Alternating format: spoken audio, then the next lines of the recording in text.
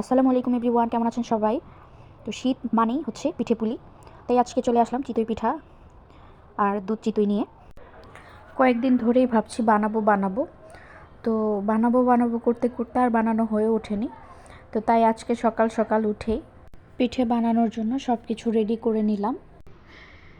পিঠে পুলির মধ্যে আমার সব থেকে বেশি পছন্দের হচ্ছে চিতই পিঠা, সাথে হচ্ছে অনেক রকমের ভর্তা থাকবে, শুটকি ভর্তা তো অবশ্যই থাকবে। আর দুধ চিতইটাও আমার অনেক পছন্দ, যদিও আমি চিনি এত খেতে পছন্দ করি না, মানে মিষ্টি জাতীয় জিনিস আমি বেশি একটা পছন্দ করি না। তো তারপরেও দুধ চিতইটা যখন বানানো হয় তখন নিজেকে আর সামলাতে পারি না। ফার্স্টে যে পিঠাটা বানিয়েছিলাম, এই যে পেছন সাইডে হচ্ছে অল্প একটু তাওয়ার মধ্যে আটকে গিয়েছিল, চারপাশ দিয়ে ঠিকঠাকই ছিল। আর পিঠাগুলো মাশাল্লাহ অনেক ছিদ্রযুক্ত হচ্ছিল। আর বেশি ছিদ্রযুক্ত পিঠা কিন্তু খুব তাড়াতাড়ি ভিজে যায়। আমি এখন পিঠা বানাচ্ছিলাম আর ভিডিওতে ভয়েস দিচ্ছিলাম। এখন আমার পিঠা বানানো শেষ হয়নি। এখন যে পিঠাটা বানাচ্ছিলাম এটা সাইড দিয়ে উঠাতে একটু কষ্ট হচ্ছিল, কারণ এটা ভালোভাবে হয়নি।